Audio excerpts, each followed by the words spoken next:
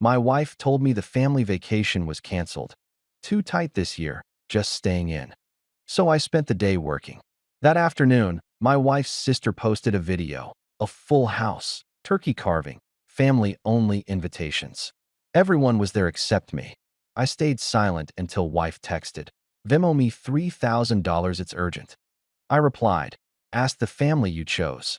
Then I cut off every payment and watched the fallout. Look, I'm not the kind of guy who throws tantrums when things don't go my way. I'm an engineer, for crying out loud. We solve problems with logic, spreadsheets, and the occasional stress-induced energy drink binge at 2 a.m. So when my wife Laura sat me down at the kitchen table with that serious face she reserves for bad news and discount shoe sales, I figured we were about to have a real adult conversation about our finances. You know, the kind where two mature people acknowledge that life's expensive and sometimes you've got to make sacrifices. Real heartwarming stuff. "Honey," she said, doing that thing where she touches my hand like I'm a golden retriever about to hear he can't go to the park. "The family vacation's off this year. Money's just too tight right now." She gave me these puppy dog eyes that could have won an Oscar, and honestly, I bought it. Hook, line, and sinker. Like an absolute chump. I nodded like the responsible, understanding husband I apparently was back then. "Sure, babe," I said, probably sounding like I'd just agreed to donate a kidney. Times are tough. It's 2025. Everyone's broke unless they're selling crypto or feet pics on the internet. I even threw in a supportive shoulder squeeze because I'm nothing if not a team player. We're in this together, right? For better or worse, in sickness and health, in poverty, and whatever the opposite of poverty is that we clearly weren't experiencing. So I did what any dutiful spouse would do. I canceled my vacation leave at work, which, let me tell you, was about as fun as canceling Christmas. My boss actually looked concerned when I told him I wasn't taking time off. "You sure, man? You've been here 3 years and haven't used half your PTO. That's not healthy." But no, I insisted. Gotta stay home. Gotta save money. Gotta be the rock of financial responsibility while the economy does whatever nightmare thing it's doing this week. And this is where I really deserve a medal for husband of the century, offered to pick up extra shifts at the engineering firm. More billable hours, more overtime, more money for the family fund. Because that's what we do when times are tough, right? We buckle down. We sacrifice. We adults so hard it hurts. That morning started like any other day in my newly vacation-free existence. I was parked at my home desk, drowning in project reports that read like they'd been written by robots having existential crises. CAD files, stress calculations, client emails asking why things cost money. The usual engineering glamour. My coffee was getting cold, my neck was developing that special kind of ache that screams, "You need a better chair," and also a vacation. And I was generally living my best budget-conscious life. Then I saw it. The notification that would fundamentally alter my understanding of marriage, trust, and what constitutes acceptable behavior in a committed relationship. Laura had posted a photo on social media, because of course she had, because this is 2025, and if you didn't post it, did it even happen? The photo showed her in full makeup, the kind that takes 45 minutes and 3 YouTube tutorials to achieve, wearing a sun hat that probably cost more than our last grocery run. She was smiling like she'd just won the lottery, or at least like someone who definitely wasn't experiencing a crushing budget crisis. The caption? "Working from home today. Sun. Working from home. With a sun hat." Right. Because nothing says remote spreadsheet warrior like looking ready for a garden party in the Hamptons. I stared at that photo for a solid 30 seconds, my engineer brain trying to calculate the probability that she was, in fact, working from our home and not, say, literally anywhere else on planet Earth. The math wasn't mathing, as the kids say. Or used to say. I don't know. I'm busy working to afford a vacation I'm apparently not invited to. But hey, maybe I was overthinking it. Maybe she was just feeling cute, wanted to boost her mood during these tough financial times. Maybe the sun hat was on sale, and she was practicing self-care on a budget. I'm a reasonable man. I can give people the benefit of the doubt. I went back to my reports, tried to focus on load-bearing calculations, and almost managed to convince myself everything was fine. Then 2 p.m. rolled around like a wrecking ball aimed directly at my naive little heart. My phone buzzed with a notification from Instagram, her sister Becky's account.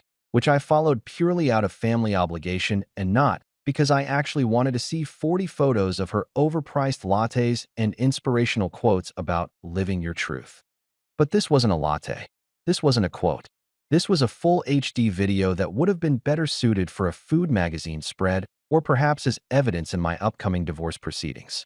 The video panned across what can only be described as a dining setup that Martha Stewart would weep over. We're talking a full roasted turkey, golden, glistening, probably organic and free-range, and personally blessed by a celebrity chef. There were cousins laughing like they were auditioning for a stock photo about family happiness. There were side dishes that could feed a small village. There was champagne. Champagne, the kind that comes in bottles, not boxes, which was already suspicious given our supposed financial situation. And there, right in the center of this Norman Rockwell painting come to life, was my wife Laura, my budget-conscious, vacation-canceling, we're-so-broke wife. She was wearing a floral dress that I'd definitely never seen before, the kind that makes you look like you're about to frolic through a meadow or star in a commercial about yogurt that makes you happy. Her hair was done. Her makeup was perfect. She was pouring champagne like she was celebrating the fact that her husband was home alone eating leftover pasta and contemplating his life choices. But here's the kicker, the caption that really twisted the knife and then set it on fire for good measure. Family-only vacation. Nothing beats tradition. Turkey red heart sparkles. Family only. Family. Only. I read it 3 times to make sure I wasn't having a stroke. I checked my marriage certificate. Yep, still valid. I checked the calendar. Yep, still married. I checked my bank account. Yep, still funding this whole operation.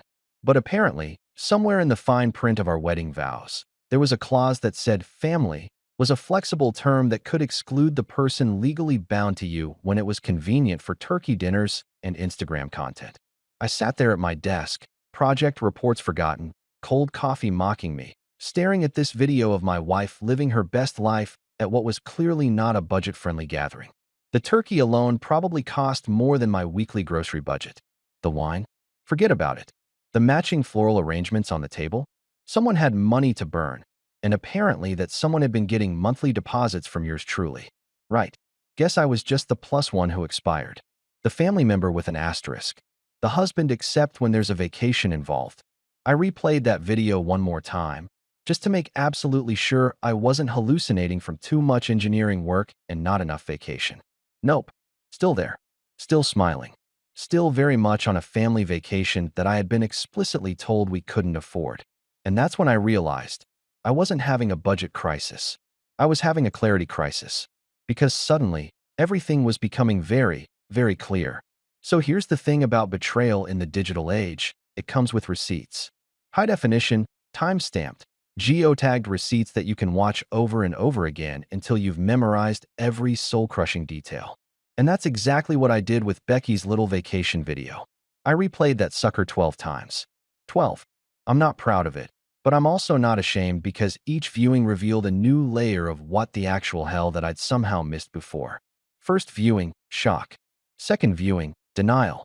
Third through fifth, anger with a side of disbelief. 6th through 10, forensic analysis that would make a detective jealous. 11, acceptance. 12, pure, unadulterated rage mixed with the kind of clarity you only get when you realize you've been played like a fiddle at a country music concert. I zoomed in on that video like I was enhancing evidence for a crime scene investigation, which, let's be honest, this basically was.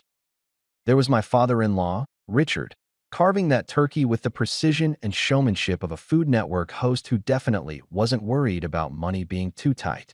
He had this smile on his face, the kind of satisfied grin that comes from a man who's about to enjoy a meal he didn't have to budget for because some sucker, that would be me, had been padding his bank account every single month like clockwork. And there was Laura, my wonderful, budget-conscious, we-can't-afford-a-vacation wife, pouring champagne like she was celebrating New Year's Eve at a 5-star resort. Not the cheap stuff either. I could tell from the bottle's shape. We're talking the real deal, the kind that costs more per bottle than I spend on lunch for a week. Her hands weren't shaking with guilt. She wasn't looking around, nervously wondering if her husband might see this. Nope. She was living in the moment, fully committed to this family-only experience, completely unbothered by the fact that she'd lied straight to my face 72 hours earlier. But the real kicker? The table. That glorious, abundant, absolutely not budget-friendly table. I zoomed in on the spread and started doing a mental inventory because that's what engineers do when we're spiraling. We quantify things. There was the turkey, obviously, which had to be at least 20 pounds of organic, free-range, probably named it before the cooked it poultry. There were side dishes that stretched from one end of the table to the other. Mashed potatoes that looked like they'd been whipped by angels, green bean casserole, sweet potatoes something or other with marshmallows on top, cranberry sauce that was definitely homemade and not from a can like normal broke people use. And then, I spotted the seafood. We're talking shrimp cocktail, crab legs, what looked like lobster tails just casually chilling there like they hadn't cost someone's entire paycheck. This table had more seafood than an ocean buffet at a Las Vegas casino. This was not the table of a family in financial crisis. This was the table of people who had money to burn and apparently no shame about burning it while telling me we needed to tighten our belts. Me? I was nowhere in that video. Not in the background, not at the table, not even mentioned in the caption. It was like I'd been photoshopped out of the family, except they didn't even need Photoshop because they'd just straight up not invited me. I didn't exist in their little vacation bubble. I was Schrodinger's husband, simultaneously married to Laura, and also completely irrelevant to family events. That's when I decided to do some investigating of my own, because clearly I couldn't trust anyone to tell me the truth. I opened my banking app with the kind of dread you feel when you're about to confirm your worst suspicions.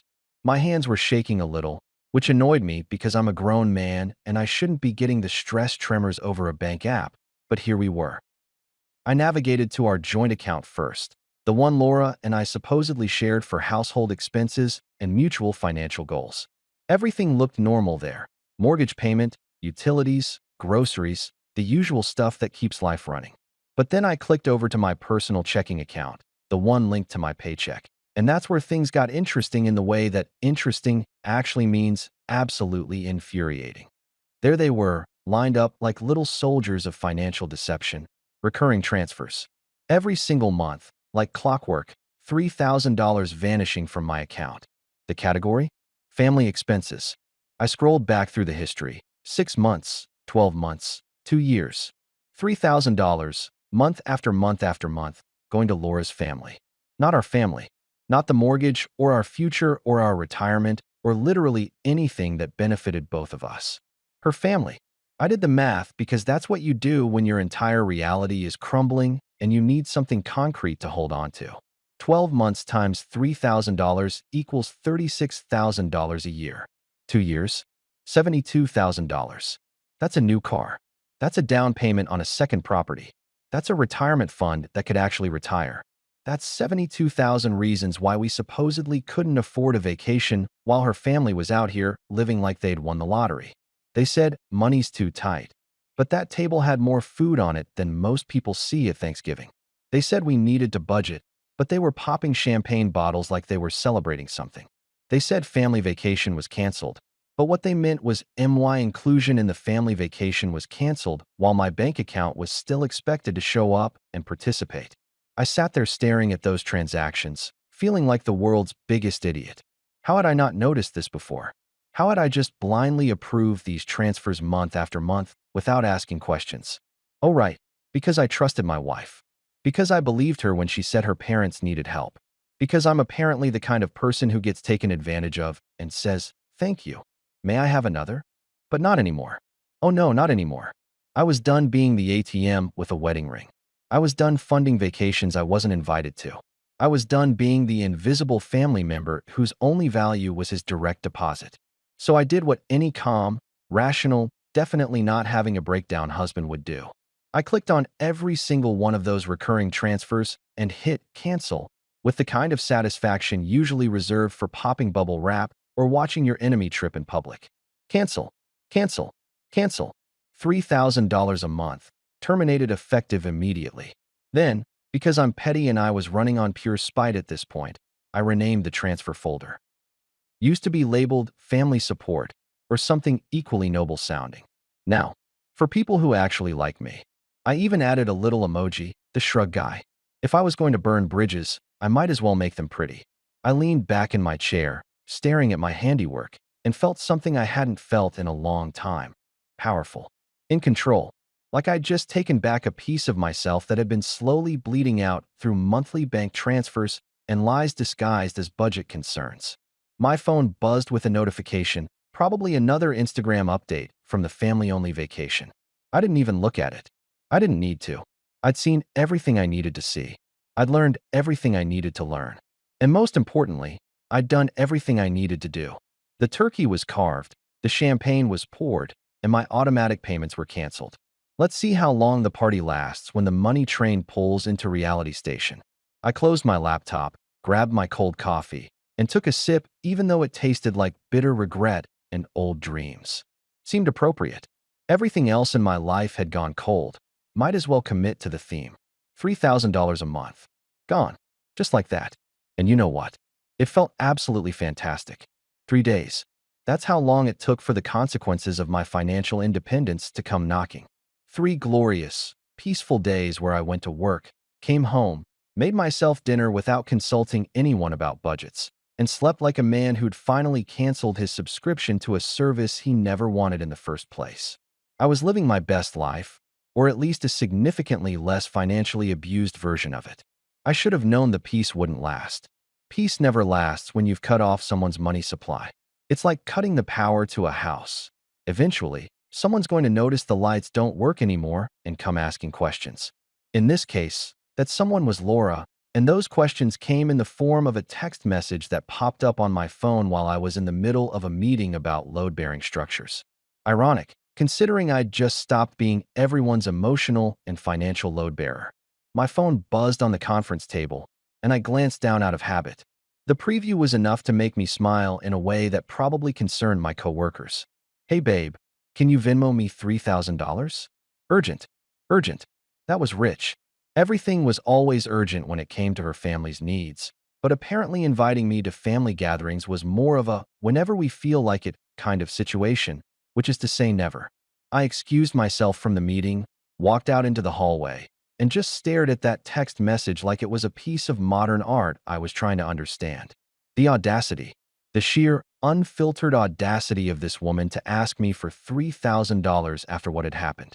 But here's the thing about having your eyes open to manipulation. Once you see it, you can't unsee it.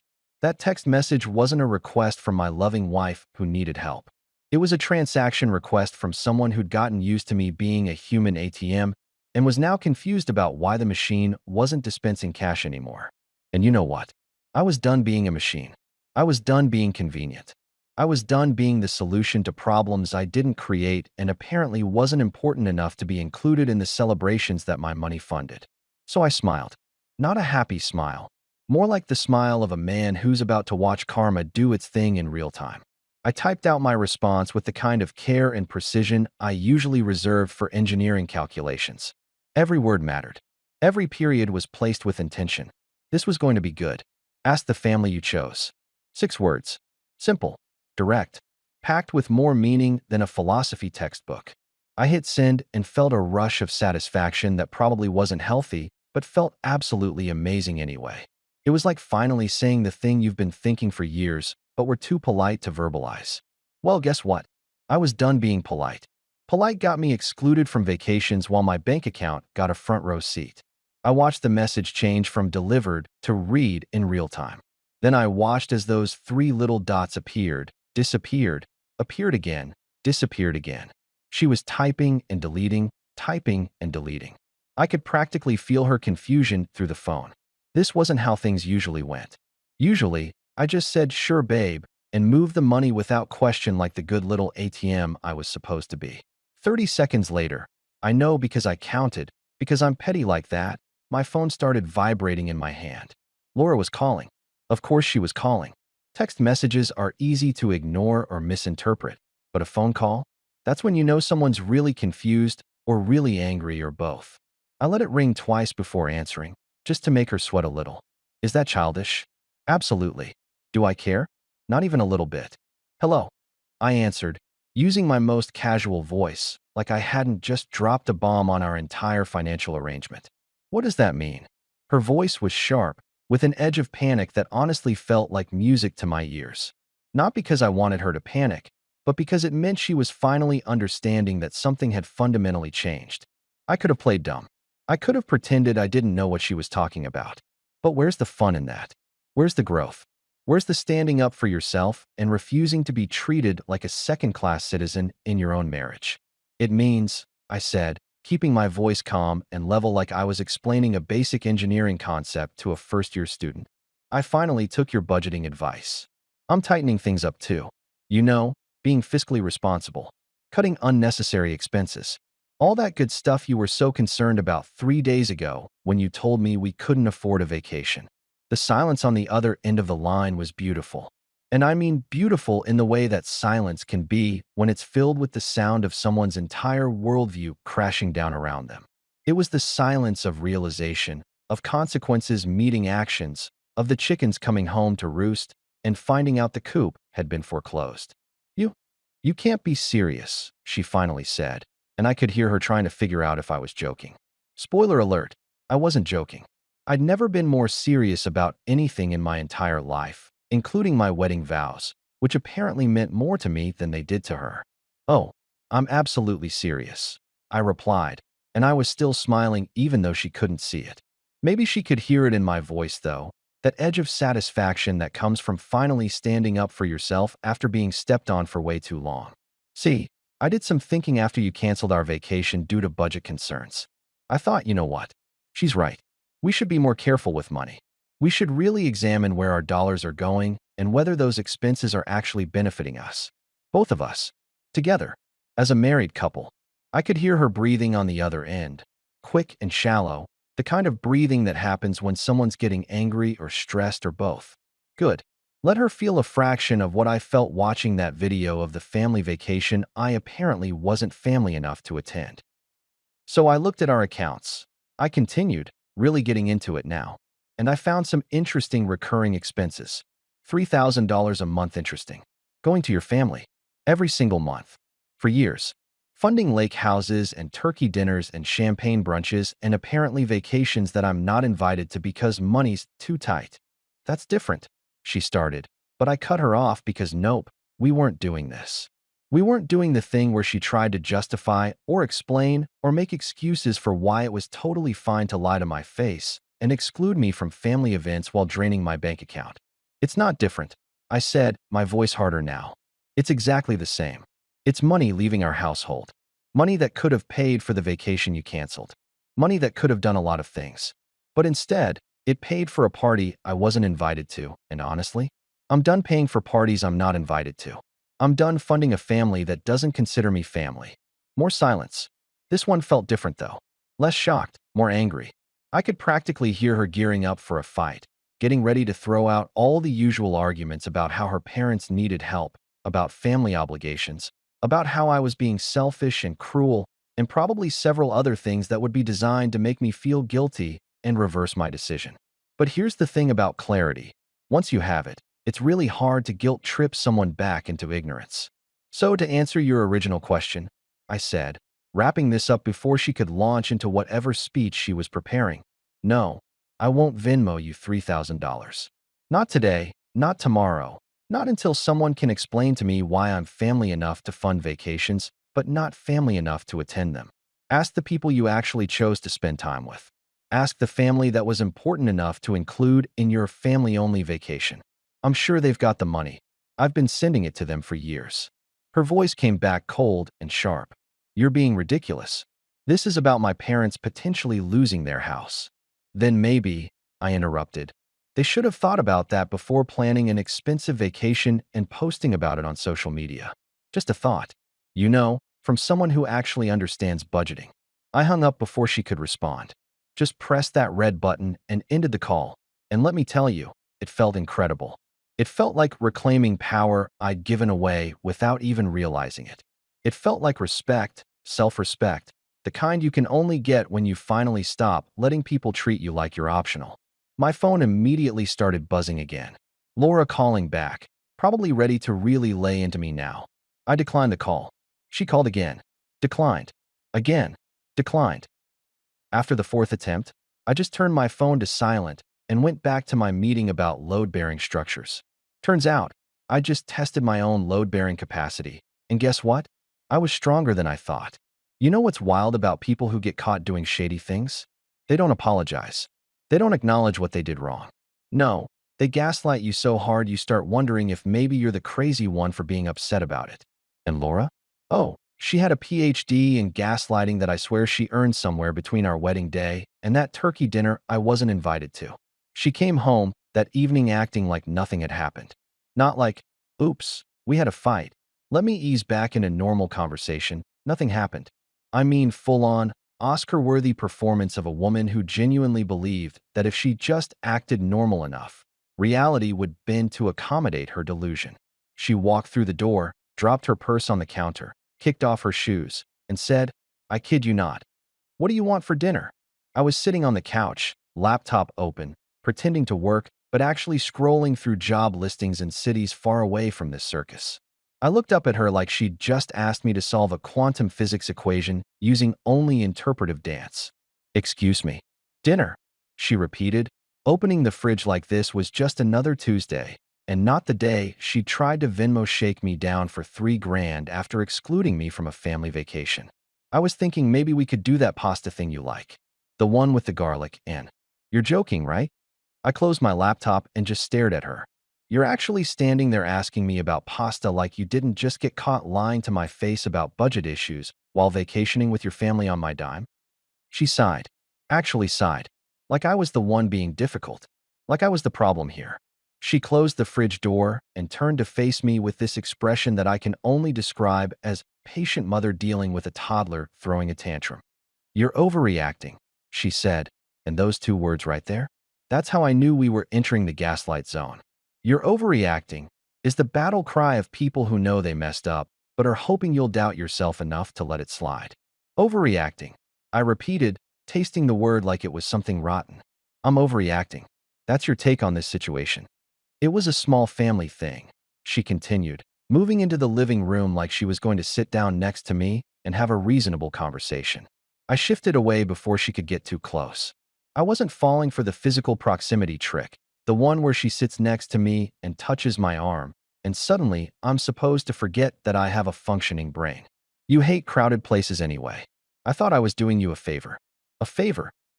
She thought excluding me from a family vacation I'd been funding for 2 years was a favor. This woman really said that out loud with her whole chest and expected me to nod along like it made sense. "Oh, right," I said, my voice dripping with enough sarcasm to corrode metal. "I must have missed the survey where you asked if I wanted to be excluded. You know, the one where you consulted me about whether I'd prefer to stay home working while you all lived it up on my monthly $3,000 donations. That survey. Refresh my memory. When did I fill that out?" She rolled her eyes. She actually rolled her eyes at me like I was being absurd. "Don't be dramatic. You were working. You told me you picked up extra shifts. I didn't want to disturb you with family stuff when you were so busy being responsible."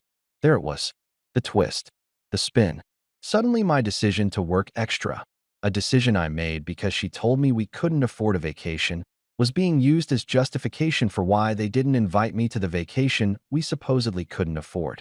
It was beautiful in a horrifying kind of way, like watching someone build a house of cards during an earthquake and insisting it's structurally sound. "You disturbed me anyway," I said, leaning forward. "Digitally, on Becky's Instagram.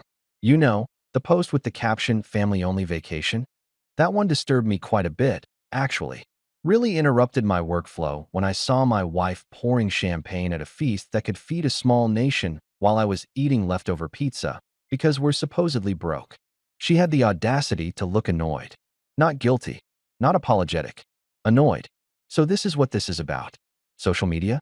You're punishing my entire family because of an Instagram caption. "No," I said, standing up because I needed the height advantage for this conversation.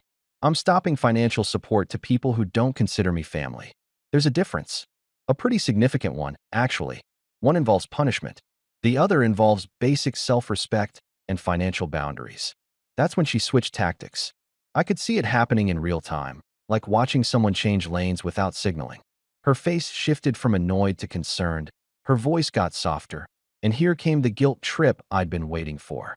My parents could lose their house if you stopped sending money, she said quietly, and there were actual tears forming in her eyes. Actual tears. For a house that her parents apparently had enough money to leave for a luxury vacation, but not enough money to maintain without my monthly contributions. Make it make sense. I wanted to feel bad. Part of me, the part that had been conditioned over years of marriage to prioritize her feelings over my own dignity, wanted to cave right there. Wanted to say, okay, you're right, I'll turn the transfers back on. But then I remembered the turkey, the champagne, the lobster tails, the caption, the lies. Oh no, I said, and I made sure my voice was loaded with the most theatrical concern I could muster. I even put my hand over my heart for dramatic effect. Maybe they can Airbnb that dining room they used for my funeral. You know, the one where you all gathered to celebrate family while I was dead to you? That dining room. I bet it's nice. Probably has good natural lighting for Instagram photos. Should rent for a decent price. Her tears dried up real quick after that. Funny how that happens. That's not fair, she snapped. We weren't celebrating your absence. We were just having a normal family gathering. With a family-only caption, I reminded her. Let's not forget that part. The part where you specifically clarified that this event was for family only, which apparently I'm not, despite being legally bound to you in a relationship that's supposed to make us, you know, family. You're twisting everything, she said, and now her voice was rising. Good. Let it rise. Let her get angry. At least anger was honest, unlike whatever performance she'd been attempting when she walked through the door asking about pasta. I'm not twisting anything, I shot back. I'm just reading what you wrote. Family only. Your words, not mine. Posted publicly for everyone to see, including me, the guy who's been bankrolling your family's lifestyle for years. I'm sorry if the truth is inconvenient for you, but that's kind of how truth works. She tried a different approach, softening again. Everyone regrets not inviting you now. They feel terrible about it. I laughed. Actually laughed out loud because that was genuinely funny. Sure they do. I bet they're just devastated. Crying into their lobster tails. Weeping over their champagne flutes. So overcome with regret that they what? Called to apologize? Texted me directly? Sent a carrier pigeon with a note that says, sorry we treated you like garbage? Or did they just express these regrets to you in private while hoping the money train would start running again? She didn't answer, which was an answer in itself. That's what I thought, I said. People regret things when the ATM stops working. It's amazing how quickly family values return when the cash flow dries up. Really restores your faith in humanity, doesn't it? You're being cruel, she said, and there was real hurt in her voice now. Part of me felt bad about that. But the bigger part of me, the part that had watched that vacation video 12 times and counted every dollar I'd sent to people who didn't value me, didn't feel bad at all. I'm being honest, I corrected. There's a difference. Cruel would be continuing to fund a family that excludes me and then pretending everything's fine. Cruel would be lying to your face about budget concerns while planning expensive vacations. Cruel would be posting family-only captions about events funded by someone you don't consider family enough to invite. But hey, what do I know? I'm just the guy who's apparently been overreacting this whole time. She started crying again, real tears this time, not the tactical ones from earlier.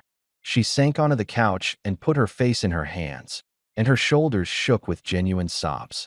And I almost felt bad enough to take it all back. Almost wanted to sit next to her and say, okay, let's talk about this rationally. Then I remembered the video caption one more time. Family only. Two words that had fundamentally redefined my understanding of my place in this marriage. Apparently, my marriage license didn't count as family credentials. Apparently, years of financial support and emotional investment didn't earn me a seat at the table. Apparently, I was family when it came to bills and responsibilities, but not when it came to belonging and celebration. I'm going to bed, I said quietly. In the guest room. You can have the master bedroom to yourself tonight. Consider it practice for what life looks like when you choose everyone else over your spouse. I walked away while she was still crying, and I didn't look back. Not because I didn't care, but because I cared too much about myself to keep accepting less than I deserved. The gaslight gala was over. The performance had ended. And I, for once, was leaving the theater before the encore. You ever notice how when someone messes up, they don't just apologize themselves? No, They activate their entire social network like they're launching a military campaign. They deploy the troops. They call in reinforcements. They turn damage control into a group project. And Laura's family? They had apparently decided that Operation Get the Money Back required a full-scale coordinated effort involving every single person who'd enjoyed that turkey dinner at my expense. It started the next morning. I was barely awake, coffee still brewing, when my phone started buzzing like it had developed a nervous disorder. First text, Becky. Second text, her husband Ronnie. Third call, Laura's mom Janice. It was like they'd had a conference call the night before and divided up the manipulation duties. Okay, Becky, you take the casual approach. Ronnie, you go for the bro angle. Mom, you bring out the heavy guilt. Ready? Break. I let the first few calls go to voicemail because I'm not a masochist, and I was genuinely curious what kind of messages they'd leave. Becky's was first, and it was a masterpiece of fake casual concern. Hey, just wanted to check in. Laura mentioned you guys had a little disagreement. I'm sure it's just a misunderstanding. Call me back when you get a chance. A little disagreement. Right. Like the Titanic had a little water problem. Like Pompeii had a minor volcanic incident. Minimizing my completely justified anger into a little disagreement was so perfectly on brand for this family that I almost had to admire the audacity. But I didn't call back. Instead, I waited to see what the rest of the PR team would do. Ronnie texted next. Yo man, heard things got heated. Want to grab a beer and talk it out? Yes, the bro approach. Let's grab a beer and you can explain to me why I'm wrong while pretending we're just two guys being guys. Never mind that Ronnie had been at that vacation dinner, eating food I'd indirectly paid for, not saying a word about how maybe they should invite the guy whose money made it possible. But sure, let's grab a beer now that the funding's dried up. What perfect timing. I ignored that too. My coffee finished brewing, and I poured myself a cup, savoring the fact that this was my coffee, bought with my money, in my kitchen, without anyone telling me we couldn't afford the good beans. Small victories, people. Small victories. Then Janice called. Laura's mother. The matriarch. The final boss of the guilt trip dungeon. I knew I had to answer this one because if I didn't, she'd just keep calling until I did. And I had to work today and couldn't spend 8 hours declining calls from a woman who'd perfected the art of making you feel terrible for having boundaries. I answered on the fourth ring. Hello, Janice. Sweetheart, she started, and I already knew where this was going because she only called me sweetheart when she wanted something or was about to make me feel guilty about something. I heard about the situation with Laura. I just wanted to call and clear the air. Clear the air, I repeated, taking a sip of my coffee. It was good coffee. Really good. The kind you can afford when you're not sending $3,000 a month to people who don't invite you to their parties. Sure, let's clear it. You go first. There was a pause, like she hadn't expected me to be this direct. Good. Keep them off balance. That's my new strategy in life. Well, she continued, and I could hear her gathering her thoughts, probably running through the speech she'd prepared. I want you to know that what happened wasn't personal. It truly wasn't. We never meant to hurt you. You never meant to hurt me, I said slowly.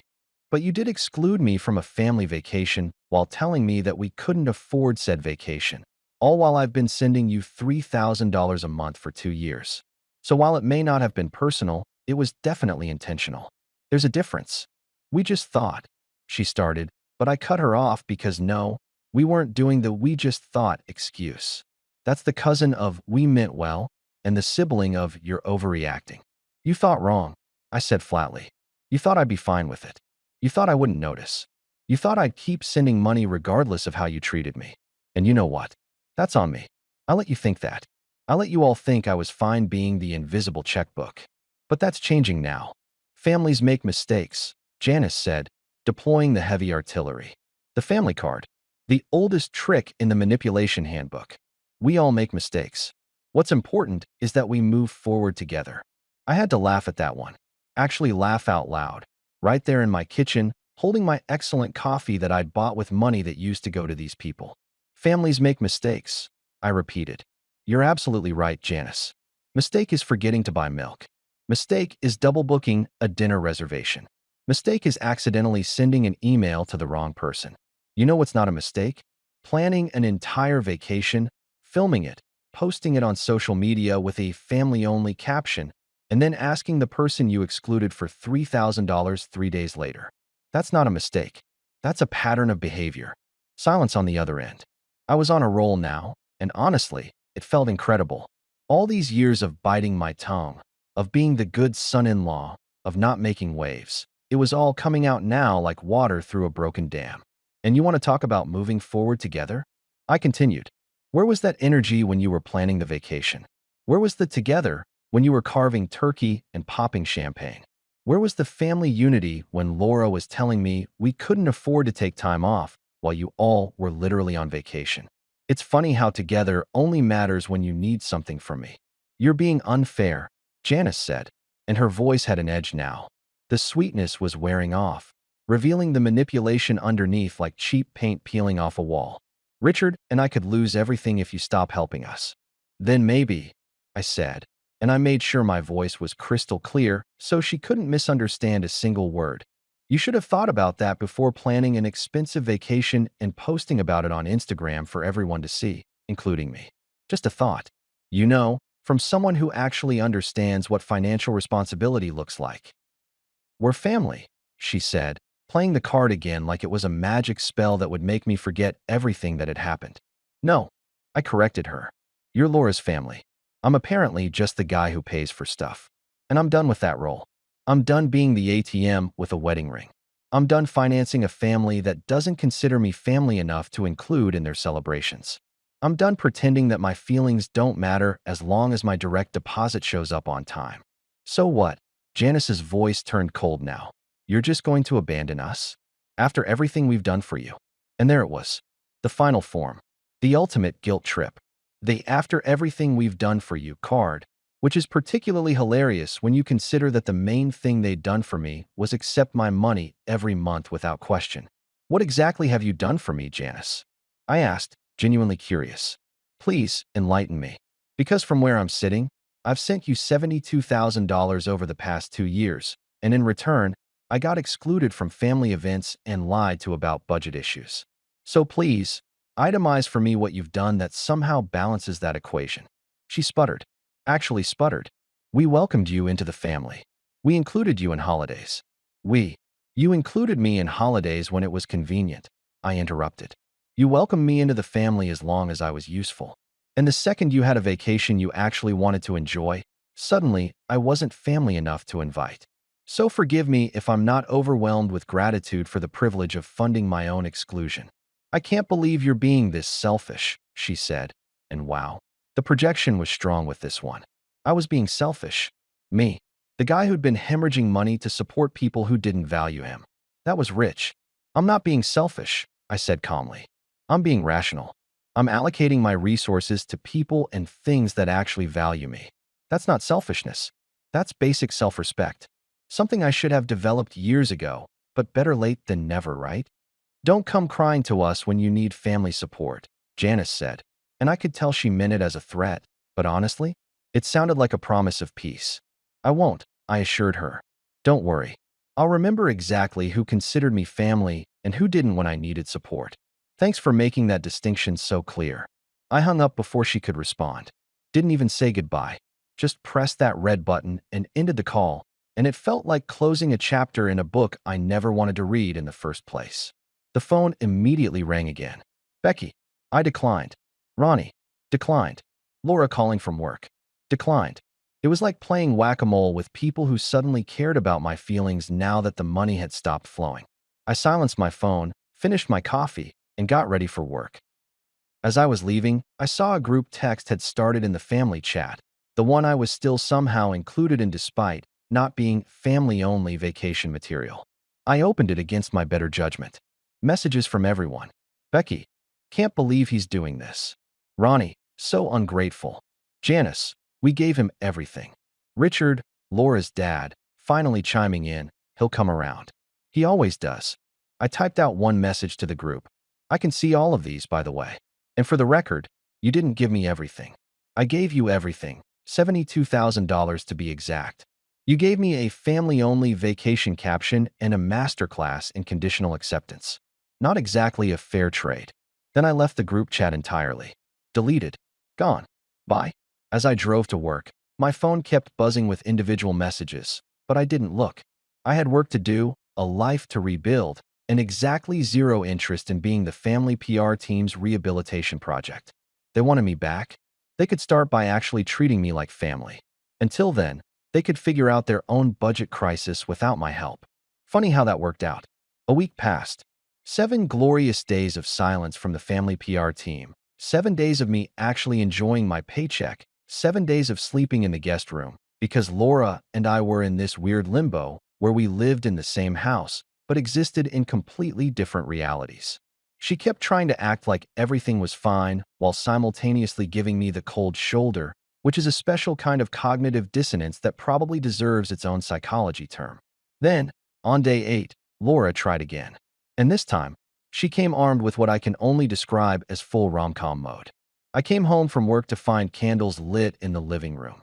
The expensive ones that smell like bergamot and regret, or whatever, and dinner was already made. Not takeout, actual homemade dinner. The kind she used to make when we were dating, and she was trying to convince me she was wife material. She was wearing the dress. You know the one. Every guy knows the one. The dress that's supposed to make you forget every argument you've ever had and turn your brain into smooth mush that just agrees with everything. She'd done her hair, put on makeup, and was smiling at me like we were about to have a romantic evening and not like we were in the middle of the worst marital crisis of our relationship. "Hey babe," she said, all sweet and soft. "I made your favorite. Thought we could have a nice dinner together and talk." I stood in the doorway, briefcase still in hand, looking at this whole setup like it was a crime scene I was trying to piece together. The candles, the dress, the food, the smile. It was all evidence of a woman who thought she could seduce me back into financial submission. And the sad part? A month ago, it probably would have worked. "We can talk without the candles," I said, setting my briefcase down. "And I'm not really hungry." Her smile faltered, but she recovered quickly. "Props for resilience, I guess. Come on, just sit with me. Please. I really want to make things right." Against my better judgment, and probably because some part of me still loved this woman despite everything, I sat down at the table. She served me a plate of chicken parmesan, which was indeed my favorite, and poured me a glass of wine that probably cost more than it should have given our supposed budget constraints. "Babe," she started, and I could tell she'd rehearsed this. Her voice had that carefully modulated quality of someone who'd practiced in front of a mirror. "We just wanted one peaceful trip without stress. That's all it was. It wasn't about you." I took a sip of wine. It was good wine. Of course it was. "So I'm stressed now?" I asked, keeping my voice even. "Is that what I am to your family? The stressful element that needed to be removed for everyone to have a good time?" "No, that's not what I meant," she backtracked quickly, but I wasn't letting this go. "Should I start charging rent for the emotional space I take up?" I continued, putting down my wine glass.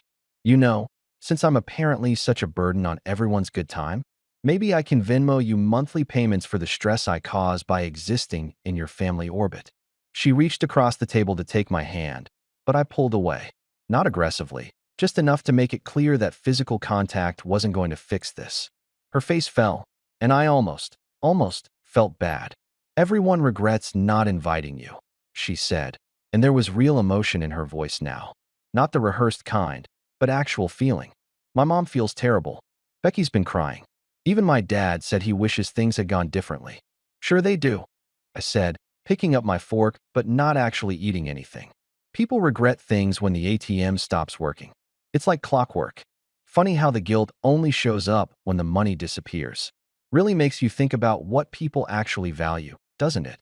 "That's not fair," Laura said, and her eyes were getting watery now. "They genuinely feel bad. They want to make it right." "Make it right how?" I asked, leaning back in my chair. "By apologizing? By feeling bad? By lighting some candles and making chicken parmesan and hoping I'll forget that my wife looked me in the eye and said we couldn't afford a vacation while planning to go on one without me? What exactly makes this right, Laura?" She started crying. Real tears this time, not the tactical ones from before. They rolled down her cheeks and dripped onto her untouched dinner plate, and I watched it happen with a weird detachment, like I was observing a scientific experiment instead of my marriage falling apart. "I'm sorry," she sobbed. "I'm so sorry. I was wrong. We were all wrong. I should have invited you. I should have told the truth. I should have valued you more than I valued keeping the peace with my family. And you know what? I almost believed her. Almost let those tears soften me up. Almost reached across the table and said it was okay. We could work through this. Almost fell back into the pattern of prioritizing her feelings over my own self-respect. Then I remembered the video caption. Family only. Two words that were permanently burned into my brain like a brand. You're sorry because I cut off the money, I said quietly. Not because you hurt me. Not because you lied. Not because you excluded me. You're sorry because there are consequences now, and consequences are uncomfortable. That's not true, she insisted, wiping at her tears with her napkin. I'm sorry because I love you and I hurt you and I hate that I did that. Do you though? I asked, and I genuinely wanted to know. Do you love me, or do you love what I provide? Because from where I'm sitting, it seems like I'm valued for my paycheck and tolerated for everything else. And I've got to tell you, that's not what I signed up for when I said I do. She was full-on crying now, shoulders shaking, mascara running, the whole dramatic scene. And part of me, the part that had loved her for 5 years, that had married her, that had built a life with her, wanted to comfort her, wanted to be the bigger person and forgive and move forward. But the bigger part of me, the part that had finally woken up after years of being treated like a second-class citizen in my own marriage, just sat there and watched. Because you know what? My feelings mattered too. My hurt mattered too. And I was tired of being the one who always had to be understanding while everyone else got to be selfish. Everyone regrets it, she said again through her tears, like repetition would make it more meaningful. We all wish we could take it back. I bet you do, I said. I bet you regret it so much. But here's the thing about regret. It doesn't actually change what happened. It doesn't erase the lie. It doesn't unexclude me from that vacation. It doesn't take back the family-only caption. It just means you feel bad now that there are consequences. And I'm supposed to what? Pat you on the head and say there, at least you feel bad about it? What do you want from me? She asked, her voice breaking. Tell me what I can do to fix this. Tell me what you need. What did I want? That was the question, wasn't it? What could possibly make this right? An apology? Already had that. Didn't fix anything. Money back? I didn't want money back. I wanted respect. Time travel? Not possible, unfortunately. I want you to understand, I said finally, that you can't treat someone like they're optional and then act surprised when they stop showing up. I want you to understand that love isn't just words and candles and chicken parmesan. It's actions. It's choices. It's choosing to include your partner even when it's inconvenient. It's being honest even when the truth is uncomfortable. It's treating them like they matter, not just when you need something, but all the time. She nodded, still crying, probably agreeing with everything I said because that's what you do when you're desperate to fix something you broke. And I want you to understand, I continued, that I'm not a bank. I'm not an ATM. I'm not a financial resource to be managed and manipulated. I'm a person with feelings and boundaries and self-respect that I'm just now starting to find again after years of letting your family treat me like garbage while I smiled and sent them money. I know, she whispered. I know all of that now. I see it. I'm sorry I didn't see it before. I stood up from the table, my dinner completely untouched.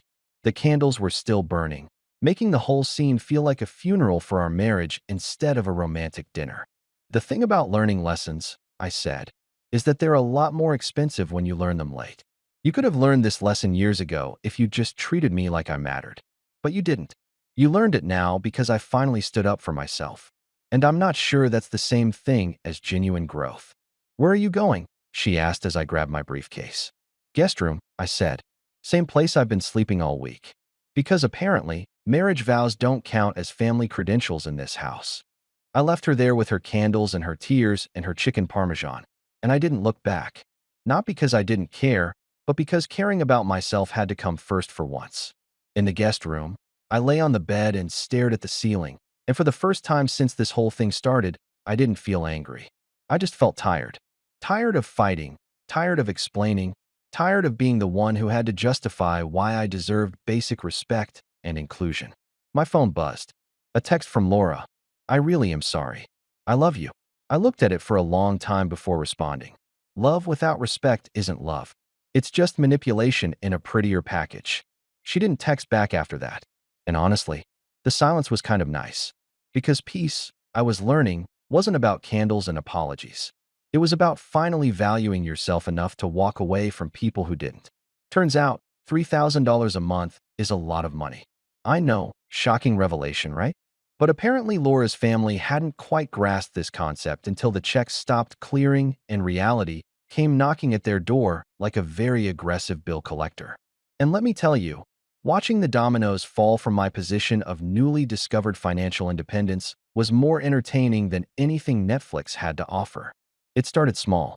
Little things I noticed through the social media grapevine that I was still technically connected to, even though I'd muted most of them.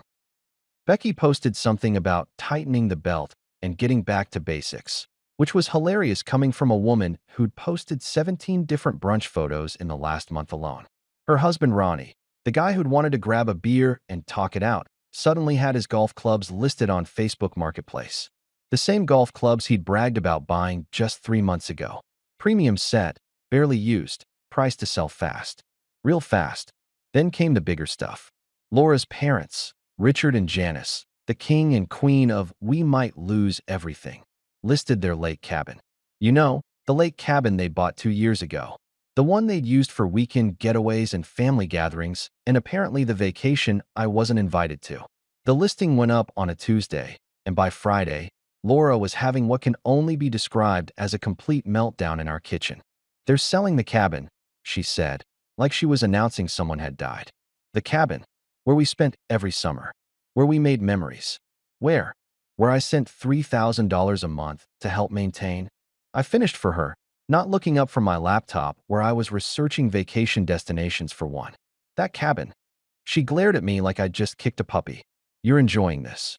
"I'm not enjoying anything," I said, which was partially true. I wasn't enjoying her pain. But was I feeling a deep sense of satisfaction watching natural consequences play out for people who'd treated me like garbage? Absolutely. I'm just observing. There's a difference. "They're losing everything because of you," she said, and the accusation in her voice was thick enough to cut with a knife.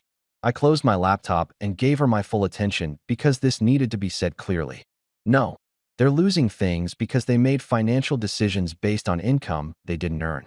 They built a lifestyle on someone else's money, mine specifically, and didn't plan for what would happen if that money stopped. That's not on me. That's on them. That's called poor financial planning, and ironically, it's exactly what you accused us of having when you canceled our vacation. She opened her mouth to argue, but I wasn't done. "And let's be real here," I continued. "They're not losing everything. They're selling a vacation cabin, a luxury property, a second home that they bought with money I was sending them while telling me we couldn't afford a vacation. Do you hear yourself right now? Do you hear how absolutely ridiculous this sounds?" She didn't answer, just stood there with tears forming in her eyes again, and I was honestly getting tired of the waterworks. Crying had been her go-to strategy for weeks now, and it had stopped working around day 3. Meanwhile, I was living my best life. And by best life, I mean I was finally experiencing what it felt like to keep my own money. Without that monthly $3,000 drain, my bank account was actually growing. Revolutionary concept, I know. I'd look at my balance and just smile. Sometimes I'd transfer money into savings just for the thrill of it. Sometimes I'd buy the expensive coffee beans without checking the price first. Sometimes I'd order dinner from the nice restaurant instead of eating leftovers. And every single time, I felt a little more free. At work, things were actually getting better too. My colleague Mike noticed the change first. "Dude, you seem different lately," he said during lunch one day. "Like, lighter or something. Did you start meditating?" "Nah," I said, biting into my sandwich. A really good sandwich from the deli I usually avoided because it was too expensive. "I just cut off some toxic expenses. Freed up a lot of resources." "Smart man," Mike said. "Cutting expenses is good financial planning." "Yeah," I agreed, smiling. "That's what I keep telling people. Funny how it only counts as good planning when it's not affecting them personally." My boss even noticed. "During my quarterly review," she said, "I don't know what's changed, but your work has been exceptional lately. You seem more focused, more confident. Whatever you're doing, keep it up." "Just practicing better boundaries," I told her. "Turns out when you stop letting people drain your energy, you have more of it for things that actually matter." She nodded approvingly. Good leadership skill. Knowing when to say no is just as important as knowing when to say yes. Best performance review of my life. and all I had to do was stop funding my own emotional abuse. Who knew? But back at home, the atmosphere was getting increasingly tense. Laura was caught between defending her family and acknowledging that maybe, just maybe, they'd screwed up. She'd go back and forth, sometimes trying to guilt me, sometimes trying to seduce me, sometimes just crying at random intervals like a sprinkler system with faulty wiring. The family group chat that I'd left? Apparently, it had turned into a full-blown crisis management center. Laura would read messages from it out loud to me like I was supposed to care. Becky says they might have to take the kids out of private school, she announced one evening. Public school is free and perfectly adequate. I replied without looking up from my book. Millions of kids go to public school and turn out fine. It's not a tragedy, it's a budget adjustment. My mom says they can't afford their mortgage payment this month.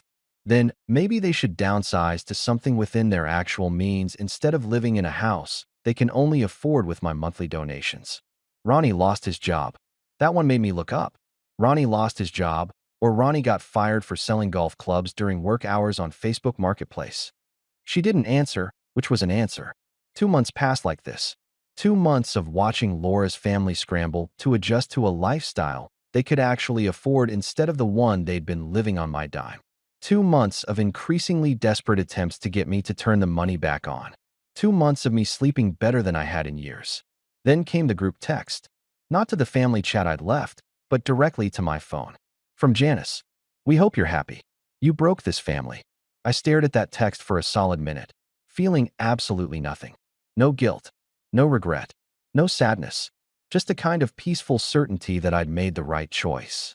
I typed back slowly, making sure every word was exactly what I wanted to say. I didn't break it. I just stopped financing the glue. The responses came fast and furious after that. Becky, that's so cruel. Ronnie, real mature man. Richard, we took you in like a son. Janice, after everything we did for you. I responded to the group. You didn't take me in like a son. You took me in like a bank. There's a difference. And what you did for me was accept $72,000 over 2 years while excluding me from family events. That's not generosity. That's exploitation. But sure, call it revenge if it makes you feel better. I call it budgeting. Then I muted all of them. Every single one. Didn't block them, just muted. Because I wanted them to be able to see that their messages were being delivered but ignored. Small petty? Absolutely. Satisfying. You have no idea. At work, they'd started calling me Mr. Financial Freedom. It started as a joke when I showed up with expensive coffee one morning and Mike said, "Whoa, look at Mr. Moneybags over here." But then I explained the whole situation. The family, the vacation, the exclusion, the $3,000 a month. And suddenly everyone was on my side. Dude, you're a legend, Mike said. You literally cut off toxic expenses and improved your life. That's not revenge, that's financial literacy. Even my boss, when she overheard part of the conversation, chimed in. Cutting off toxic expenses is exactly what we teach in leadership training. Doesn't matter if it's a bad vendor or a bad relationship. If something's draining resources without providing value, you eliminate it. See, I said to Mike, it's not petty. It's business. It's both, Mike laughed. But mostly it's awesome. I'd never felt more validated in my life. At work, I was getting praised for the same decision that Laura's family was calling cruel and vengeful. Funny how perspective works, isn't it? When you're the one losing free money, it's a tragedy. When you're the one finally keeping your own money, it's called self-respect. That weekend, I did something I hadn't done in years. I went shopping for myself. Not for the house, not for Laura, not for us. Just for me. I bought new clothes that actually fit instead of wearing the same stuff from 5 years ago. I bought a new watch that I'd been eyeing for months, but always talked myself out of because money was tight. I bought a gaming console that I'd wanted since college, but never justified because there were always family expenses that took priority. I came home with bags of stuff, and Laura looked at me like I'd committed a crime. You went shopping? She asked, staring at the bags like they contained evidence of my moral failure. Yep, I said cheerfully. Turns out I have disposable income now. Wild, right? It's almost like when you stop giving away $3,000 a month, you can actually afford things. That money could have helped my family, she said quietly. That money is helping someone who actually values me. I corrected. Me. I value me. Revolutionary concept, I know, but I'm really enjoying it. She didn't say anything else, just watched as I unpacked my purchases, each item a small declaration of independence from a family that had taken me for granted for years. That night, lying in my guest room bed, which I'd upgraded with new sheets because why not, I calculated my savings. In 2 months, I'd saved over $12,000. $12,000 that would have vanished into the black hole of Laura's family expenses. $12,000 that was now mine to do with as I pleased. And you know what I pleased to do with it? Plan a vacation. A real one. Just for me. Because if I was going to be excluded from family vacations anyway, I might as well make my own. 2 months turned into 3, and 3 turned into 4, and with each passing week, the family's group chat apparently descended into what can only be described as a blame fest of epic proportions.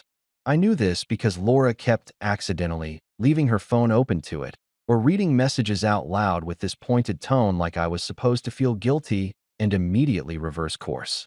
Spoiler alert. I did not. The messages were honestly impressive in their creativity. They'd moved past simple guilt trips and entered the realm of full-blown victimhood narratives.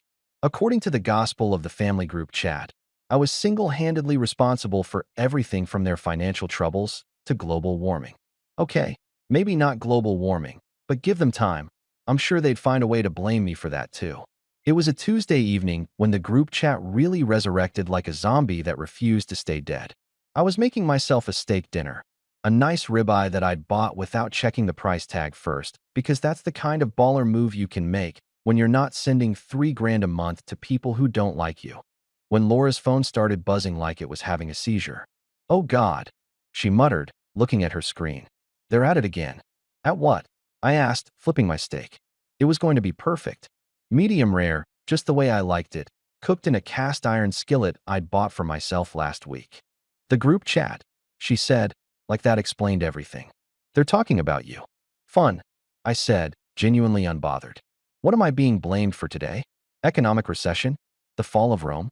The extinction of the dinosaurs? She didn't laugh. She never laughed anymore. "They're saying you broke the family." I plated my steak, added some roasted vegetables that I'd also bought without budget anxiety, and sat down at the kitchen table. "Read it to me," I said. "I want to hear this." Laura hesitated, but I could tell she wanted to. She wanted me to hear how much I'd supposedly hurt everyone, how much damage I'd supposedly caused, how I was supposedly the villain in this story. So she opened her phone and started reading. Mom wrote, "We hope you're happy. You broke this family." She paused, looking at me expectantly, waiting for the guilt to wash over me and drown me in remorse. I took a bite of steak. It was delicious, perfectly cooked, worth every penny I didn't send to her family. "Okay," I said. "What else?" She scrolled. "Becky says he's tearing us apart. We used to be so close." "We did." I asked genuinely. "Were we close when you were planning a vacation without me? Was that the closeness everyone's mourning?" Because I must have missed that memo. Laura ignored me and kept reading. "Dad says a real man would help his family in times of need." That one made me laugh. Actually laugh out loud, mid-chew, almost choking on my perfectly seasoned steak. "A real man," I repeated. "Okay, sure. Let's talk about real men." A real man doesn't lie to his son-in-law's face about budget issues while planning expensive vacations.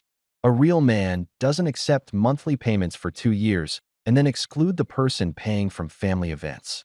A real man doesn't emotionally manipulate someone and then act shocked when they set boundaries. But sure, I'm the one who's not a real man. That tracks. "You're being cruel," Laura said, and there were those tears again, right on schedule. "No," I corrected, pointing my fork at her for emphasis. "I'm being honest. There's a difference. And honestly, I'm tired of being called cruel for having the audacity to stop letting people treat me like an ATM with abandonment issues." I pulled out my phone and opened the Notes app where I'd been keeping a running tally of my savings. For months, without sending $3,000 a month meant I'd saved over $12,000. Actually, with interest and not stress buying things because I was depressed, it was closer to $13,000. I showed Laura the screen. "See this?" I said. "This is what your family calls breaking them. I call it fixing me. Perspective is wild, isn't it?" She looked away, but I wasn't done. I was on a roll, and honestly, that steak had given me energy and confidence. "You want to know what's really breaking your family?" I asked. It's not me cutting off money they never earned. It's the fact that they built their entire lifestyle on someone else's income and never thought about what would happen when that person got tired of being used. That's not my fault. That's theirs. That's called consequences, and apparently, it's a brand new concept for everyone involved. They needed that money, Laura said weakly. They wanted that money, I corrected. There's a difference. Needed implies necessity. Your dad didn't need a lake cabin. Becky didn't need private school for her kids. Your mom didn't need to host elaborate turkey dinners with lobster tails and champagne. They wanted those things, and I made those things possible, and they thanked me by treating me like I was invisible. So forgive me if I don't feel terrible about the natural consequences of their choices. My phone buzzed. I looked down and saw that somehow, despite having left the group chat months ago, I'd been added back in. Probably by Janice, who had admin privileges and apparently no sense of boundaries. The latest message was from her, and it was directed at me even though she clearly didn't think I could see it. He's destroyed everything we built. Years of family bonds. Gone because he couldn't handle one mistake. I stared at that message, feeling something shift inside me. Not guilt, not sadness, just the kind of crystalline clarity that comes when you realize someone is so fundamentally wrong that it's almost beautiful in its completeness. I typed a response. My fingers flew across the keyboard with the precision of a man who had finally, completely run out of patience for other people's nonsense. I can see all of these, by the way. And for the record, you didn't give me everything. I gave you everything, $72,000 over 2 years, to be exact. You gave me a family-only vacation caption and a masterclass in conditional acceptance. Not exactly a fair trade. You didn't make one mistake. You made a series of calculated decisions to exclude me while benefiting from my money. That's not a mistake. That's a pattern. And I'm not destroying anything. I'm just refusing to fund my own exclusion anymore. Big difference. I hit send and watched the chaos unfold in real time. The typing indicators went crazy. Becky started typing. Ronnie started typing. Richard started typing. Everyone had an opinion, and they were all desperate to share it. Becky, this is exactly what I'm talking about. So vengeful. Ronnie, bro, you're really going to die on this hill? Richard, we raised you better than this. That last one made me laugh so hard I nearly spit out my wine. Raised me? I typed back. You didn't raise me. You tolerated me as long as I was useful. And FYI, Richard, I'm pretty sure my own parents raised me, and they raised me to have self-respect and boundaries. Thanks for your concern, though. Janice jumped in. This is what's wrong with your generation. No sense of family values. No loyalty. I took a deep breath, finished my bite of steak, and composed what would be my final message to this group chat. I wanted it to be perfect. I wanted it to capture everything I'd been feeling for months. I wanted it to be so clear and so definitive that there would be no room for misinterpretation. Let's talk about loyalty, I typed. Loyalty is a two-way street. You want to talk about family values?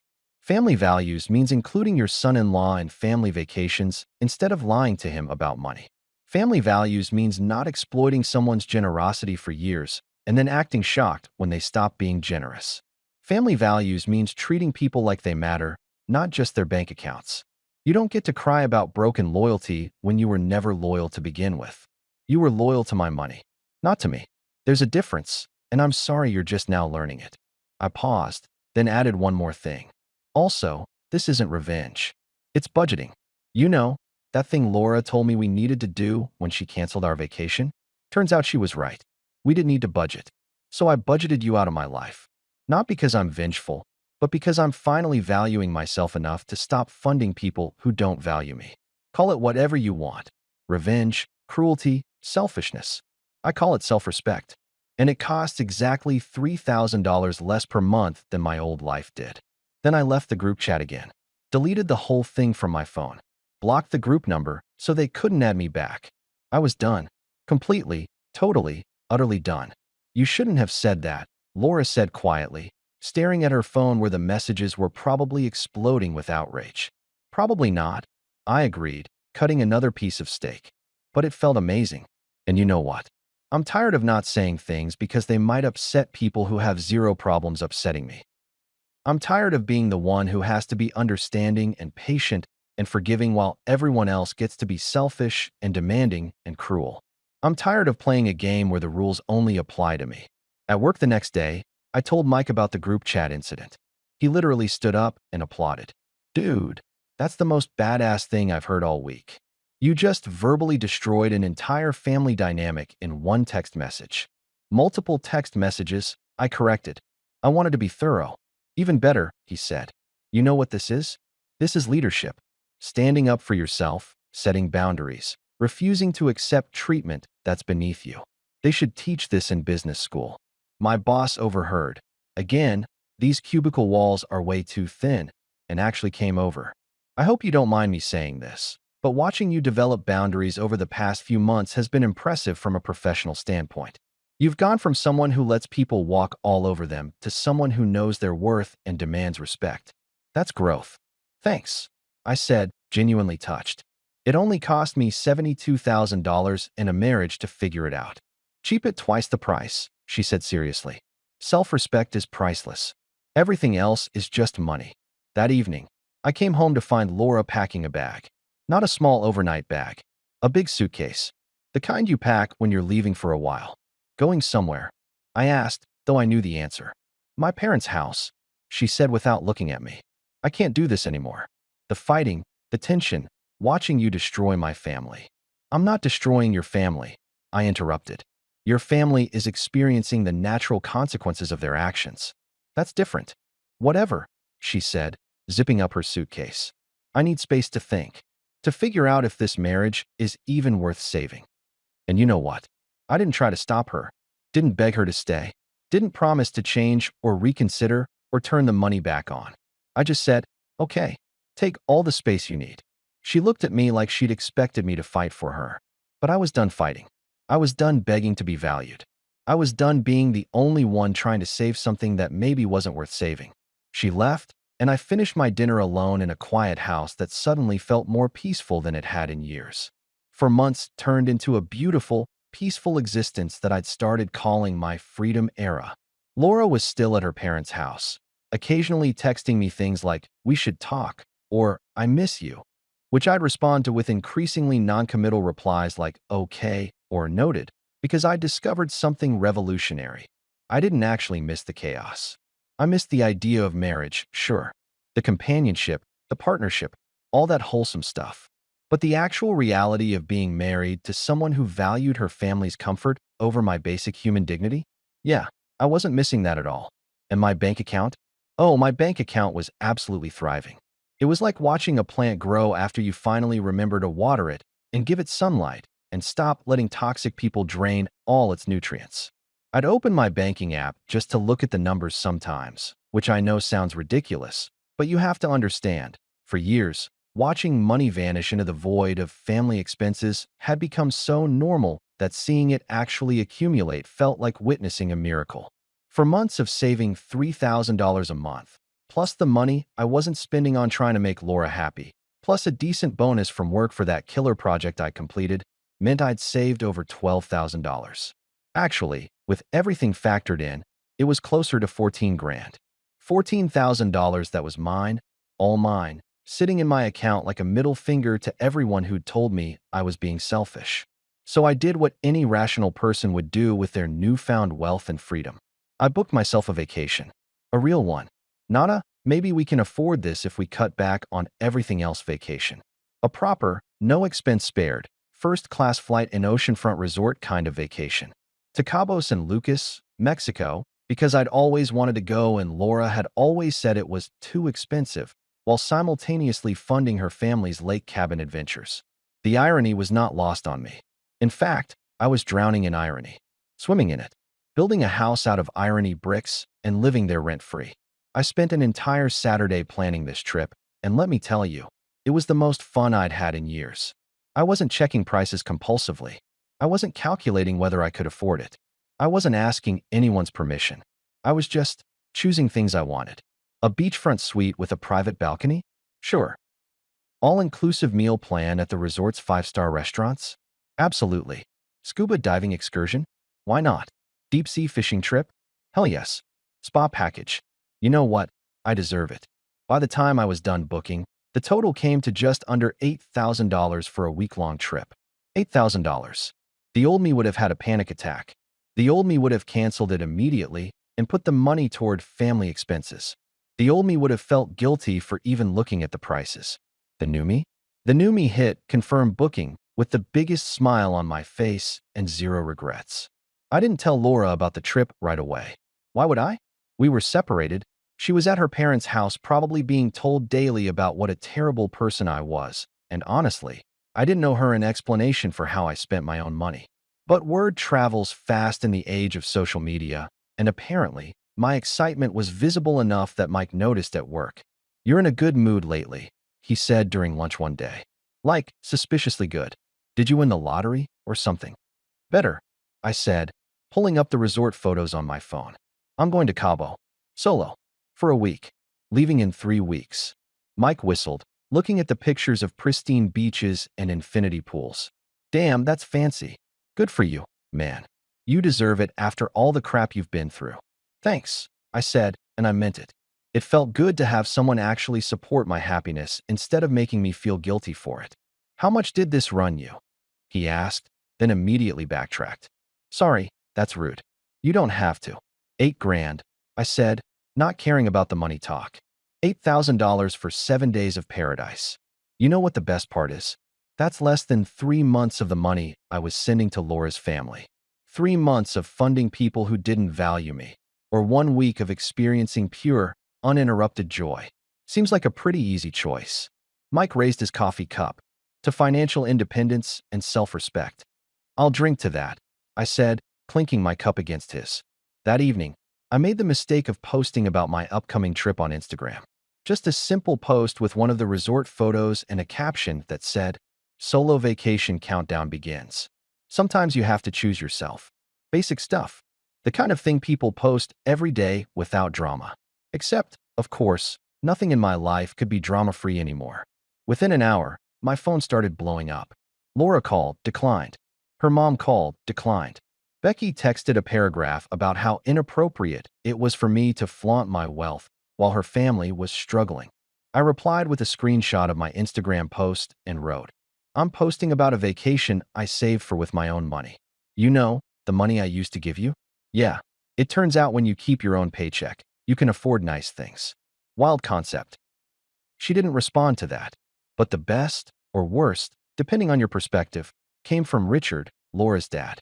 He sent me a long text message that I had to read 3 times to believe was real. "I can't believe you're spending thousands on a vacation while my daughter is suffering. While our family is struggling to make ends meet. You used to be a good man. I don't know what happened to you, but this isn't the person we welcomed into our family. You should be ashamed of yourself." I stared at that message for a solid 5 minutes, watching my blood pressure rise in real time. Then I took a deep breath, cracked my knuckles like I was about to type the great American novel, and composed my response.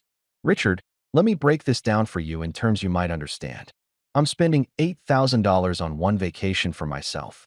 Over 2 years, I sent you $36,000, $36,000 in family support. That's 4.5 Cabo trips worth of money that I gave to your family. Money that helped fund your lake cabin, your lifestyle, your family vacations that I wasn't invited to. You didn't think I should be ashamed when I was sending you money every month. You didn't think I was a bad person when I was working extra shifts to support your family. I was a good man when I was useful. Now that I'm spending my money on myself, suddenly I'm terrible? The math isn't mathing, Richard. And Laura isn't suffering because of me. She's experiencing the consequences of choosing a family that excluded her husband over the husband who funded them. Big difference." I hit send before I could second-guess myself, then blocked his number. I was done explaining myself to people who would never understand. 3 weeks later, I was at the airport with a single suitcase, a boarding pass for first class. Because if I'm doing this, I'm doing it right. And a smile that probably looked unhinged to anyone who didn't know the backstory. I posted a selfie at the gate with the caption, "Family-only vacation." Just me, myself, and my debit card. The responses were mixed. My actual friends, the ones who knew the whole story, flooded the comments with support. "You deserve this. Enjoy every second. Live your best life," Mike commented. "Mr. Financial Freedom strikes again." Laura's family. "Well, let's just say they had feelings." Becky commented, "This is petty." I liked her comment, but didn't respond because sometimes silence is the best answer. Janice sent me a DM. I hope you're happy with yourself. I replied, I actually am. Thanks for asking. And then muted the conversation. Laura herself sent a broken heart emoji. Just that. No words, just the emoji. I looked at it for a moment, felt a small twinge of something. Maybe sadness, maybe regret, maybe just the ghost of who I used to be. And then I replied with a thumbs up emoji. Because what else was there to say? The flight to Cabo was incredible. First class meant real food, actual legroom, and a glass of champagne that I accepted with zero guilt. I toasted to myself at 30,000 feet, looking out the window at the clouds below, and thought about how far I'd come in 4 months. From a guy who couldn't say no to a $3,000 monthly drain to a guy flying first class to Mexico on his own dime. Character development at its finest. When I landed in Cabo, the warm air hit me like a hug. I took a deep breath of ocean air, grabbed my suitcase, and headed to the resort shuttle feeling lighter than I had in years. Maybe ever. The resort was even better than the photos. My suite had a king-sized bed, a balcony overlooking the ocean, and a minibar that I raided immediately because I was on vacation and calories didn't count when you were celebrating freedom. I unpacked, changed into swim trunks, and headed straight to the beach. The sand was white, the water was impossibly blue, and there wasn't a single person asking me for money or making me feel guilty for existing. It was perfect.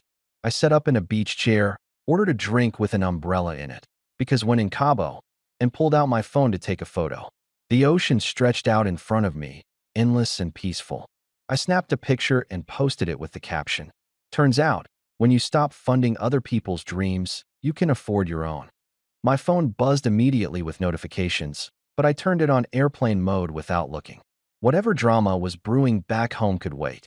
I had a week of absolute peace ahead of me, and I was going to enjoy every single second of it. I took a sip of my drink, some tropical thing with rum and pineapple that tasted like liquid happiness, and smiled at the ocean. For months ago, I'd been sitting in my home office, looking at a video of a family vacation I wasn't invited to, feeling worthless and used. Now I was in Cabo, drinking an overpriced cocktail on a beach that I'd paid for with money I'd earned, and I didn't owe anyone an explanation or an apology. That evening, I had dinner at the resort's fancy restaurant. Lobster, because why not? Expensive wine, because I deserved it. Chocolate lava cake for dessert, because life is short and cake is delicious. The waiter asked if I was celebrating anything special. Yeah, I said, raising my wine glass. Independence Day, personal edition. He didn't get the joke, but that was okay. I got it, and that was enough. Later, back in my suite, I stood on the balcony watching the moon reflect off the ocean, and I felt something I hadn't felt in years, complete peace. No guilt, no anxiety, no wondering if I was doing enough for people who didn't appreciate it. Just peace. Just me. Just freedom. And it had only cost me everything I thought I wanted to get everything I actually needed. 6 months. Half a year since I'd canceled those automatic transfers and accidentally discovered what self-respect felt like. Half a year since the family-only vacation that had changed everything. And in all that time, not a single member of Laura's family had actually apologized. They'd guilt, manipulated, blamed, and complained, but nobody had actually said, "We were wrong, and we're sorry." Until Richard called. I was at my desk at work, finishing up a project proposal, when my phone rang with a number I'd unblocked a few weeks ago in a moment of weakness. Or maybe strength. I still wasn't sure which. Hello. I answered, cautious. Hey, Richard's voice came through, and he sounded different. Tired. Older, somehow. I know you probably don't want to hear from me, but could we meet for coffee? Just you and me. I want to talk. Every instinct I'd developed over the past 6 months told me to say no, to protect my peace, to maintain my boundaries. But there was something in his voice, not manipulation, not guilt-tripping, just genuine exhaustion, that made me pause. When? I asked. Tomorrow? That place downtown you like. My treat. I'll pay for my own coffee, I said firmly. But yeah, tomorrow at 2. The next day, I walked into the coffee shop 7 minutes late because I refused to be the one sitting there waiting, looking eager. Richard was already there, and when I saw him, I almost felt bad. Almost. He looked like he'd aged a decade in 6 months.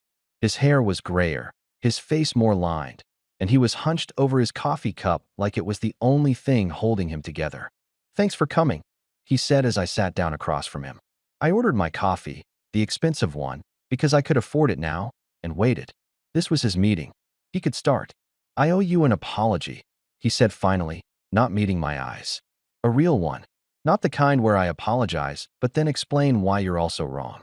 Just an apology." I took a sip of my coffee and said nothing. Let him work for it. "We made a mistake," he continued, and his voice cracked slightly. "A big one. We assumed you'd understand. We assumed you'd be fine with it. We assumed a lot of things about you because you never complained, never pushed back, never said no. And that's on us, not you. We took advantage of your generosity, and we justified it by telling ourselves we were family and family helps each other. But we weren't helping you. We were just taking." I kept my face neutral, but inside, something loosened. Not forgiveness, exactly, but acknowledgement that he was finally seeing it. "Laura's been miserable," he said quietly. "Living back home, crying every night, realizing what she lost. The whole family's been different. Without the lake cabin, without the easy money, everyone's had to actually look at their lives and figure out what they can actually afford. And it's been hard. Really hard." "Good," I said, and my voice was flat. "It should be hard. That's called reality. That's what most people live in while you all were living in a fantasy funded by my paycheck." "You're right," Richard nodded, and he looked me in the eye for the first time. "You're absolutely right. And I know saying sorry doesn't fix it. I know it doesn't undo the hurt, or give you back the $72,000, or the years of being treated like you didn't matter. But I am sorry. Genuinely, deeply sorry. You needed that wake-up call," I said, leaning back in my chair. "You all did. Because you weren't going to stop. You would have kept taking and taking until either I had nothing left or I had a breakdown. And you know what the sad part is? If you just invited me to that vacation, we probably wouldn't be here. If you just treated me like I actually mattered instead of like a convenient bank account, I would have kept helping. But you didn't. You chose a caption over a relationship." "I know," he said, and there were actual tears in his eyes now. Genuine ones. "We were wrong. We were selfish. We were—" He paused, searching for the word, "entitled. We felt entitled to your money because you never said no. And that's not an excuse. It's just the truth of how we saw it. We needed this. Needed to lose everything to understand what we had." I took another sip of coffee, processing. Part of me wanted to stay angry, to hold on to the righteous fury that had sustained me through 6 months of rebuilding myself. But another part, a quieter, more tired part, just wanted peace. "No hard feelings," I said finally.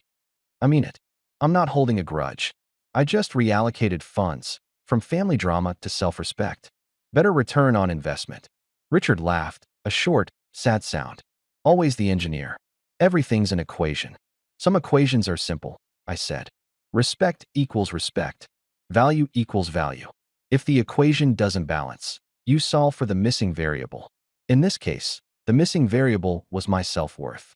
"And Laura," he asked carefully. "Have you talked to her?" "She texts," I admitted. "A lot. Says she misses me. Says she's learned her lesson. Says she wants to work on things." "Do you believe her?" I thought about it, really thought about it. "I don't know," I said honestly. "Maybe she has learned. Maybe she hasn't. But either way, I learned something too. I learned what I'm worth. And I'm not going back to being someone's optional extra who only matters when it's convenient." "That's fair," Richard said, nodding slowly. "More than fair, actually." We sat in silence for a moment, the coffee shop noise filling the space between us. Finally, Richard stood up, extending his hand. "Thank you," he said, "for meeting me, for listening, for being honest, and for teaching us all a lesson we desperately needed, even if we hated learning it." I shook his hand. "You're welcome. And Richard, good luck. I mean it. I hope you all figure it out." As I left the cafe, my phone buzzed. "Laura, right on cue. Miss you." I looked at the message for a long moment, thinking about everything that had happened. 6 months ago, I would have melted at those 2 words. Would have run back, eager to make things work, willing to forget just to avoid being alone. Now I typed, "Ask Becky if she can Venmo that feeling." And for the first time in my entire relationship with Laura, I laughed. Genuinely, freely laughed at my own joke, not caring if it was petty or mean or justified, because it was true. And truth, I'd learned, was more valuable than keeping the peace. I walked out into the sunshine, my coffee in hand, my bank account healthy, my self-respect intact. The family had their wake-up call. Laura had her regrets. Richard had his apology. And me? I had something better than all of that combined. I had peace. Real, earned, hard-fought peace. And apparently, it only cost $3,000 less a month than misery. Best investment I ever made.